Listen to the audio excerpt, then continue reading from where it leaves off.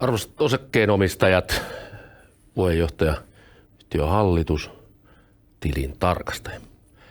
Käydään läpi viime vuosi ja pääasialliset tapahtumat, yhtiön tilinpäätös ja tase. Tämmöisenä summarina viime vuodesta voidaan sanoa, että viime vuosi oli vaikea. Osin erittäin vaikea meidän utilities-liiketoiminnoissa. Loppua kohden onneksi parempaa näkyvissä siellä. Ja sitten keskivaikea tuolla meidän retail and commerce segmentissä. Yhtiöhän tosiaan vuoden alussa ryhmittyi uudestaan, loi uuden rakenteen vanhan tilalle. Meille tuli tämmöinen toimialamalli, jossa ryhmityttiin 2 toimialan mukaisesti, eli energiasektorin ratkaisuihin utilities, meidän pienempi liikevaihdoltaan, ja sitten retail and commerce, joka tekee käytännössä katsoen erityyppisiä online-järjestelmiä kaupan alan, maahantuonnin, tukkutoiminnan, retailin asiakkaille. Tämä rakenne on osoittautunut meillä ihan järkeväksi, se on ollut ihan hyvä liike. Ja myös ne ongelmat, joita meillä tässä toiminnoissa on ollut, ne on tullut tällä tavalla vähän niin kuin paremmin esiin. Se meidän utilities-maailman iso problematiikka, jota mä kohta käyn vähän enemmän läpi, tosiaan, niin se väritti tosi paljon meidän viime vuotta, myös meidän taloudellista tulosta.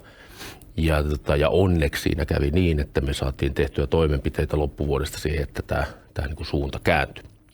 Muita merkittäviä asioita viime vuonna oli se, että me tehtiin erittäinkin merkittävä liiketoimintakauppa.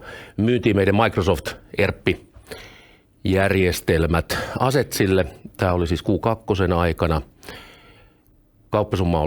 Peruskauppasumma oli 15 miljoonaa ja sitten siinä on vielä tämmöinen earnout-komponentti, joka mahdollisesti voi sitten tuoda lisätuloja tänä vuonna. Se oli erittäin oleellinen meille 2 kautta. Selkeytti tietysti meidän niin kuin retail and commercein toimintalogiikkaa, mutta erityisesti myös sitä kautta, että se paransi yhtiön velkatilannetta merkittävästi.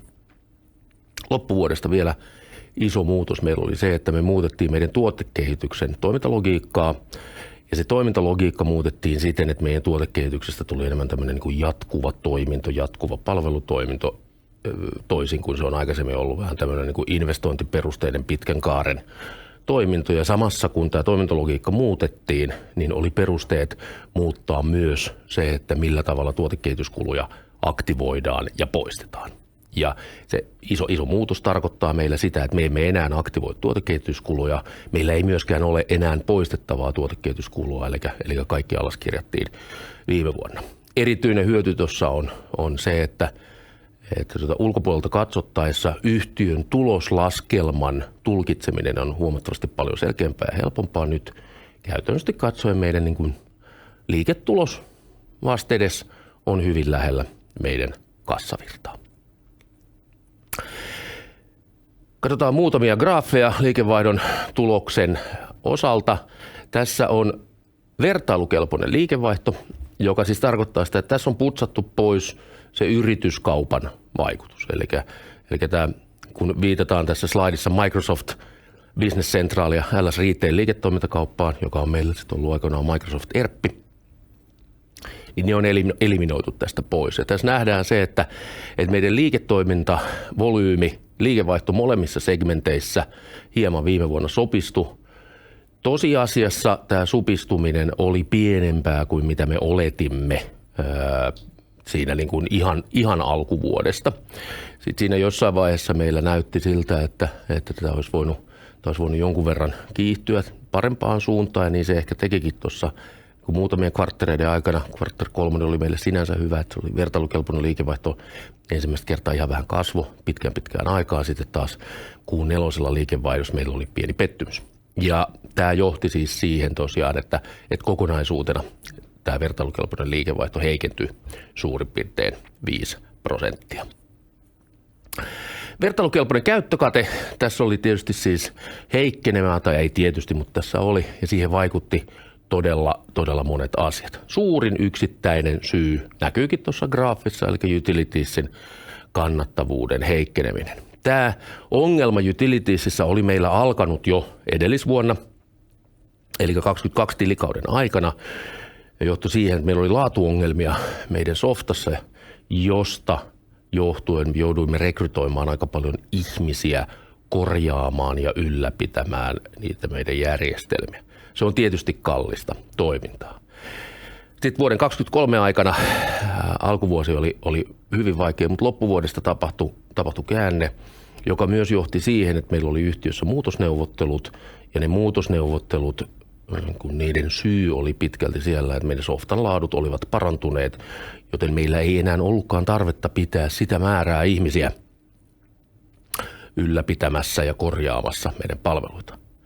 Erittäin hyvä uutinen on se, että meidän utility-softien laatu on parantunut merkittävästi. Ne toimii nyt huomattavasti paljon paremmin kuin vaikkapa vuosi sitten, puhumattakaan siitä, mitä ne oli 2 vuotta sitten. Emme ole vielä tyytyväisiä, eli ei ne ole missään nimessä siellä, missä me niitä halutaan olevan laadullisesti, mutta ne on menossa siihen suuntaan ja kyllä tämä taso tämän vuoden aikana saavutetaan. Retail commerceissa sitten toi heikkenemä oli pitkälti, tuli kysynnän laskun kautta, sitten siinä on vaikea saada aina suoraan kuluja joustamaan ihan samalla tavalla. Mä pitäisin retail commercein suoritusta viime vuonna niin aika pitkälle tämmöisenä puolustusvoittona. Eli laskevassa markkinassa ei pystytty ihan pitää sitä kannattavuustasoa, joka meillä olisi voinut olla, mutta ei onneksi nyt jääty siitä kauas. Kun katsotaan liiketulosta, eli nyt tässä sitten tulee vertailukelpoisuus esiin. Tässä näyttää tämä utilitiesin tilanne vielä murheellisemmalta, mutta tosiasiassa niin kuin meidän utilitiesin kassavirta oli vielä tätä heikompi. Se johtuu siitä siis se kassavirran heikkous, että meillä oli enemmän aktivoituja tuotekehityskuluja kuin poistoja, jotka rasittaa liiketulosta. Mä vähän hyppään tässä seuraaville slaideille, mutta jollain tavalla hyvä ja varmasti odotettu uutinen on se, että yhtiö on ohjeistanut markkinaa tänä vuonna guidanceissaan tilinpäätöstiedotteessa sillä tavalla, että liiketulos tänä vuonna on positiivinen. Mä edelleen painotan, että liiketuloksen merkitys nykyään meille mittarina on erittäin iso, koska siellä tosiaan ei enää aktivointeja ole eikä tuotekehitykseen liittyviä poistoja. Konsernin tuloslaskelmaa kun katsotaan, niin tässä näkyy isompia muutoksia ja eroja kuin aikaisemmin. Ja nämä isommat muutokset ja erot johtuu nyt tästä yrityskaupasta. Eli kun puhuin vertailukelpoisesta liikevaihdosta äsken, niin siellä oli erinäköiset luvut. Ja tässä taas on nyt näkyy luku 57 miljoonaa tuossa liikevaihdossa 23, niin tähän sisältyy nyt Microsoft ERPin liikevaihtoa 4 kuukautta tammikuusta huhtikuun loppuun. Ja tästä syystä nämä luvut ja sitten ensimmäinen graafislaidi eivät ole samoja. Ja tässä nähdään yhtiön niin taloudellista kehitystä sikäli, että jo vuosi 2022 meillä oli heikko. Siellä oli tietysti vuodella vertailuluvuissa oli myös merkittävän kokoinen alaskirjaus. Lopetettiin tämä robotiikka tuotekehitystoimintayhtiössä ja kirjattiin silloin reilu 4 miljoonaa tilikaudella 22 alas ja sitten jatkunut heikkona. Ja kuten sanottu, niin meillä on selkeä kuva siitä, että tänä vuonna ollaan sitten paremmalla tasolla ja plussa etumerkillä.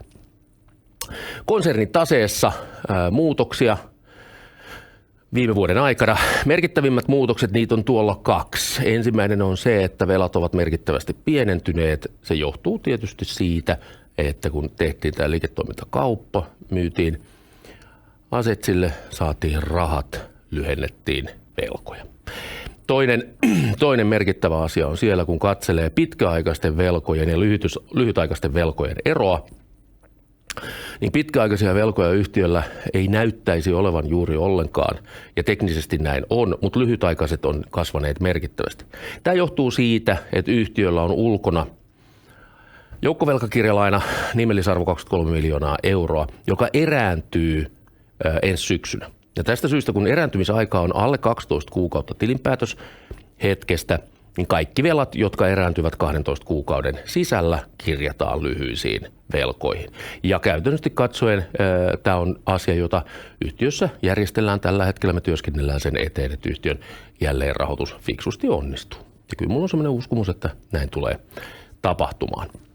Tästä syystä, kun tulkitsee tätä taulukkoa, niin kannattaa pitää tämä 23 miljoonan erä mielessä, että se on siirtynyt tuolta pitkäaikaisista lyhytaikaisiin. Muutoin taseessa ei oikeastaan ihmeellisiä asioita ole.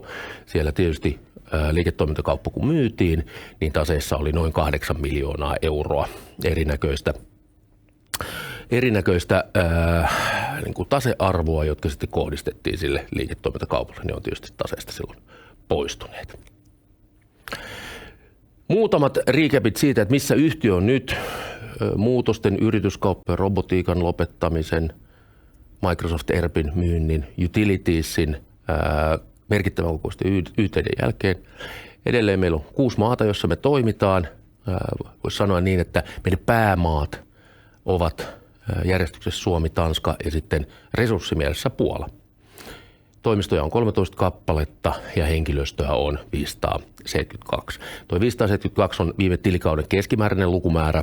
Tosiasiassa tilikauden lopun lukumäärä oli jonkun verran pienempi, koska kuun 4. tehtiin merkittäviä henkilöstövähennystoimenpiteitä. Muita keskeisiä tapahtumia, joita on ollut, joita on tässäkin jo puheessa käsitelty, ja niiden aikajana viime vuonna, tähän on valittu 4. Eli tosiaan huhtikuussa kauppa Asetsin kanssa. Elokuussa käynnistimme muutosneuvottelut utilities-segmentissä, ja tosiaan siinä motiivi oli se, että meillä oli erittäin heikko kannattavuus tuolla, mutta samanaikaisesti oli saatu softan järjestelmien toimivuutta paremmaksi. Lokakuussa ne saatiin päätökseen. Henkilöstövaikutukset oli merkittävät koko konsernin laajuudella. Suomessa vähän alle 40 henkeä ja sitten koko konsernin tasolla noin 50. Sitten vielä kuun 4. tämä meidän tuotekehityksen toimintalogiikan muuttaminen ja sitä kautta merkittävä alaskirjaus ja alaskirjauksen lisäksi myös tämä toimintatapa muutoksen tuominen kirjanpitoon, joka tarkoittaa sitä, että kulujen aktivointi lopetettiin. Muutama sana markkinoista. Tässä nyt ei varsinaisesti varmaan osakkeenomistajille uutisia ole, mutta on hyvä, että käydään nämäkin läpi. Energiasektorin kysyntä on edelleen ihan hyvä. Eli energiasektori monestakin syystä, mutta varmaan nyt eniten ehkä 2 syystä, eli regulaatio ja sitten tuo Venäjän toiminta ja se kaasun ja muun Venäjän energian loppuminen, niin johtaa siihen, että siellä kyllä tietojärjestelmäkysyntää jatkossakin tulee keskimäärin aika hyvin olemaan. Että energiasektori ei seuraa samalla tavalla syklisyyttä nyt kuin vaikkapa toi retail-sektori tai monet muut toimialat. Se retail-sektori ajaa pitkälti niin kuin digitalisaatio ja sitten tietoturvasta on tullut merkittävä osa. Huomattavasti paljon merkittävämpi osa kuin mitä se on aikaisemmin ollut. Ja siinä siis syy on tosi simppeli. Että tuntematon vihollinen idästä tekee jatkuvasti systemaattisesti palveluestohyökkäyksiä tai vastaavia. Toki siellä on EU-regulaatiota myös. Että kyllä niin kuin GPRS-regulaatio ja sen niin valvonta, tutkiminen myös ohjaa jollain tavalla investointeja kautta rahan käyttöä tuohon maailmaan. Toimintavarmuuden merkitys on noussut. Mä en itse kuulu siihen maailmaan, joka niin kuin, erityisen paljon yleensä näissä uhkakuvissa haluaa velloa ja niitä lietsoa, mutta totean näin, että kyllä asiakkaiden kanssa keskustelussa tämä asia tulee ihan eri tavalla esiin nyt verrattuna siihen, mitä se oli vaikkapa 2 vuotta sitten tai puhumattakaan sitten, mitä se oli 5 vuotta sitten ennen pandemiaa. Uhkia, edelleen korkea inflaatio, sehän tietysti on niin kuin ehkä enemmän tämmöinen pysyvä tila tällä hetkellä. Tietysti energiahinta sitä ohjaa, katsotaan miten sille käy. Korkotaso tietysti seuraa inflaatiota, mutta on se selvää, että kun rahalla on kerrankin hinta, jota tässä pitkään aikaa ei ollut, niin asiakkaiden investointi-innokkuus on silloin tietysti vähäisempi. Se on selvä. Mutta meidän pitää pärjätä itse siinä tilanteessa olemalla sitten vaan merkittävämpiä ja parempia. Tämä on kuitenkin tämä IT-sektorin kiristyvä kilpailutilanne on johtanut siihen, että kyllähän tuolla on markkinalla selkeästi ollut laskevia hintoja, vaikka on nousevia kuluja. Eli tässä on ollut vähän tämmöinen kuin hankala tilanne, että tietyllä tavalla palkkainflaatio on johtanut siihen, että keskimäärin yksikkökulut ovat nousseet, mutta sitten samaan aikaan ulosmyyntihinnat ovat osin myös jossain kohtaa laskeneet kilpailusta johtuen.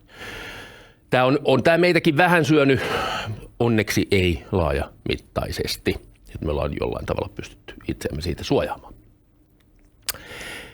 Seuraava asia, tähän viittasin pari kertaa, tulosohjeistus. Tämä on julkaistu siis tilinpäätöstiedotteessa helmikuun puolessa välissä. Vertailukelpoinen liikevaihto, jossa tässä nyt on sitten sen ensimmäisen slaidin tai graafian luku 54 miljoonaa, niin sen odotetaan kasvavan. Meillä on tietysti syyt olettaa näin. Ja sitten tämä liiketulos, sen odotetaan olevan positiivinen. Liiketulos, joka siellä vertailukelpoisesti alla on noin miinus 3,4 miljoonaa euroa, mutta siinä miinus 3,4 miljoonaa eurossa pitää mielessä se, että se on laskettu hieman eri tavalla. Tosiasiassa meidän viime vuoden liiketulos tämän vuoden laskentaperiaatteella olisi hieman heikompi. Toki tässä on erittäin hyvä uutinen on se, että mikäli liiketulos on positiivinen, hyvin todennäköisesti yhtiön kassavirta on myös positiivinen. Ja sikäli niin kyllähän meillä tässä on tälle vuodelle selkeästi niin kuin töitä tehtävänä. Mä uskon, että me kyllä tähän lupaukseen pystytään ja tietysti pyrimme tekemään kaikkemme, että pystyttäisiin mahdollisimman hyvään.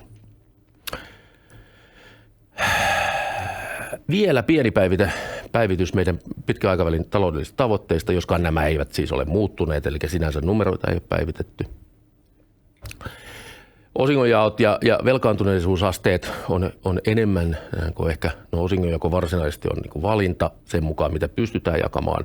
Velkaantumisaste on sitten taas neuvottelukysymys siitä, että miten rahoittajien kanssa voidaan velkaantua tai olla velkaantumatta. Mutta siellä tavoitellaan tosiaan puolet tilikauden tuloksesta osinkona ja sitten velkaantuneisuutta niin, että tämmöinen net debt to EBITDA kerroin ja EBITDA oikein laskettuna olisi maksimissaan 3. Joka nyt on tämän nykymaailmassa semmoinen aika normaali luku. Liikevaihdon vuotuinen kasvu retail and commerce segmentissä me pyrimme 8%, viime vuonna ei oltu, me oltiin pakkasella. Liiketulos vähintään 8%, viime vuonna ei oltu tästä hirveän kaukana, että tuohon on niin kuin edellytyksiä kyllä. Varmaan tuo liiketulos on itse asiassa tällä hetkellä helpompi saavuttaa lähitulevaisuudessa liikevaihtoon verrattuna. Utilitiesissä meillä on sitten hieman niin kuin rohkeimmat, ehkä vähän aggressiivisemmatkin tavoitteet. Tavoittelemme 15% liikevaihdon kasvua. Se on tehtävissä. Todetaan niin, että jonkun aikaa sen pystyy tekemään Suomesta, mutta sitten kyllä meidän pitää saada ulkomaista kasvua. Meillä ensimmäinen vahva ulkomainen asiakas meidän softalle löytyy. Se on Tanskasta, se on Pokki, eli siitä nyt se ei ole vielä niin kuin taloudellisesti merkittävä. Pokki tarkoittaa siis proof of conceptia, mutta se on päänavaus. Liiketulos, jota haetaan, on 18% ja miksi se on tässä niin paljon isompi, niin käytännössä katsoen me pyrimme siihen, että meidän SaaS-tulot utilities-toiminnassa olisivat noin puolet siitä liikevaihdosta tai vähintään puolet. Mikäli näin on, silloin yhtiön tai liiketoiminnan liiketuloksen 18% on hyvinkin rationaalinen. Tämä siis muistutuksena enemmän, eli näihin lukuihin ei ole koskettu. Nämä on julkaistu tammikuussa 2023, eli vähän reilu vuosi sitten. Tähän puheenjohtaja päättyy esitykseni. Onko tässä oikea hetki kysyä sitä, että onko kysymyksiä tai kommentteja?